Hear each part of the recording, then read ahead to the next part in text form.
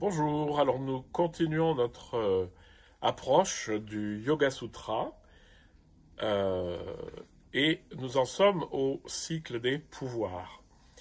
Je vous ai expliqué qu'il y avait 4 cycles, 2 cycles centraux, l'unité et la libération, et que dessus se greffe le cycle qu'on appelle des pouvoirs et qui serait mieux d'appeler des conséquences ou des qualités, etc., qui sont induites par la pratique de la méditation. Alors, ce cycle des pouvoirs, c'est le numéro 3, les siddhis, a toujours la même structure, c'est-à-dire qu'il reprend les 3 dernières étapes du cycle de l'unité qui décrit la vie spirituelle en 8 phases ou 8 états, 8 pratiques, et qui, donc le cycle des pouvoirs prend les 3 derniers, qui sont l'attention, qui dirige le mental sur un objet, la méditation, qui stabilise l'attention dans le temps, et l'unification, qui apparaît lorsqu'il n'y a plus de distinction entre l'objet contemplé et le méditant. Voilà, donc ça, il prend ces trois objets de la fin pour dire, voilà, ça c'est une pratique. Alors moi j'ai traduit par concentration méditative, samyama, mais on pourrait le traduire autrement. Et donc, lorsque vous faites ça, vous obtenez ça. Le danger, ça va être l'histoire des pouvoirs, c'est-à-dire de croire qu'on obtient des pouvoirs plus ou moins magiques. Ça a été aussi un grand sport des Européens lorsqu'ils sont arrivés en Inde et qu'ils ont trouvé ces yogis qui faisaient des choses extraordinaires. Les yogis eux-mêmes, pas tous, hein, mais étaient un peu obnubilés par cette recherche de capacités extraordinaires, sachant que toute la spiritualité appuie sur le fait que on cherche, ou plutôt on se dirige vers la libération, on ne va pas vers la saisie de pouvoir.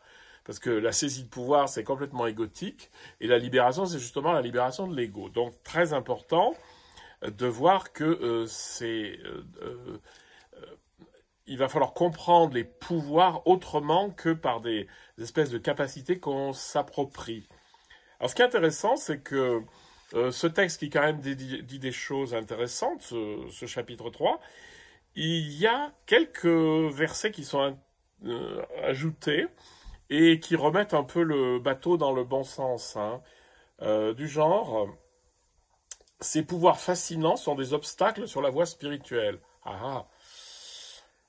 Le détachement des pouvoirs détruit la source de l'imperfection et apporte la libération. Donc, vous voyez, ces espèces de phrases, il y en a plusieurs, hein, sont là pour nous dire, attention, ne prenez pas ça pour argent comptant en vous disant, si je fais ça d'une manière un peu magique, je vais être capable de faire ça, de me téléporter, d'avoir de la télépathie, de faire de la télépathie, d'être invisible, etc.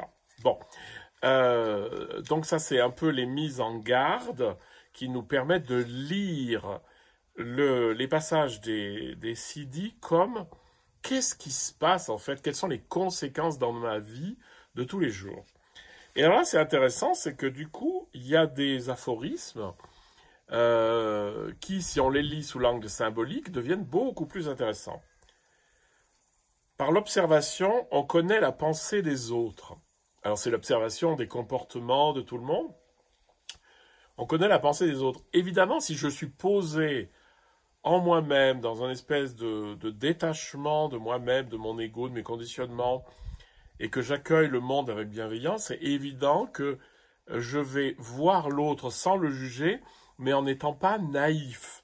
Ce qui fait que je vais voir, en fait, ce qu'il pense, et on pourra lire beaucoup plus dans le livre du cœur de l'autre. C'est pas une histoire de télépathie. Ou alors, par l'observation des conditionnements, on prend conscience du passé.